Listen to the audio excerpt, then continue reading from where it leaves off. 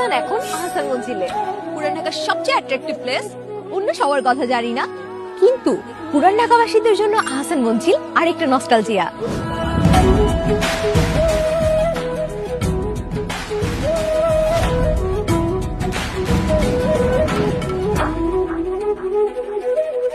গ্রাম থেকে কাজিনরা যখনই ঢাকায় আসতো, তাদের কোথায় ঘোরানো যায় এটার প্রথম অ্যান্সারই ছিল আহসান মঞ্জিল। কিরে, কেমন লাগলো আহসান মঞ্জিল?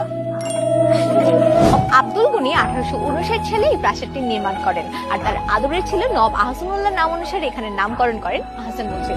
বুড়িগঙ্গার পাশের এই গোলাপি রঙের প্রাসাদটা আমাদের জন্য দর্শনীয় স্থান, কিন্তু নবাবদের জন্য এটা তাদের বাড়ি ছিল।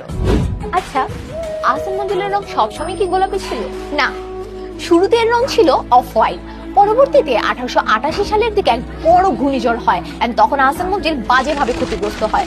গবেষকরা অনেক গবেষণা করে এখানে রং কি দিবে, তখন অনেক চিন্তা ভাবনা করে এখানকার রং দেওয়া হয় গোলাপি। পরবর্তীতে এর নাম হয়ে যায় পিঙ্ক প্যালেস। আহসান মঞ্জিলের দুইটা অংশ, একটা রং মহল মানে মেইন প্রাসাদ, আর একটা অন্দরমহল যেখানে নবাবদের পরিবার সবাই বসবাস করত। আর এই যে কাঠের সেতুটা দেখছেন, এটা হচ্ছে এই দুইটা মহলকে একসাথে সংযুক্ত করে রাখতো। নবাব আহসানুল্লাহর মৃত্যুর পর আহসান মঞ্জিল কে রক্ষণাবেক্ষণ করবে সেটা নিয়ে পরিবারের মধ্যে একটা দ্বন্দ্ব সৃষ্টি হয়।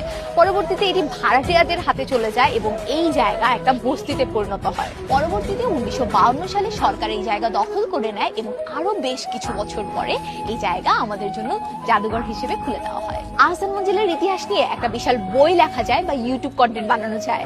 আমার রিলসে আমি আপনাদেরকে জাস্ট একটা জিস দেখালাম, কেমন লাগলো জানাবেন কিন্তু।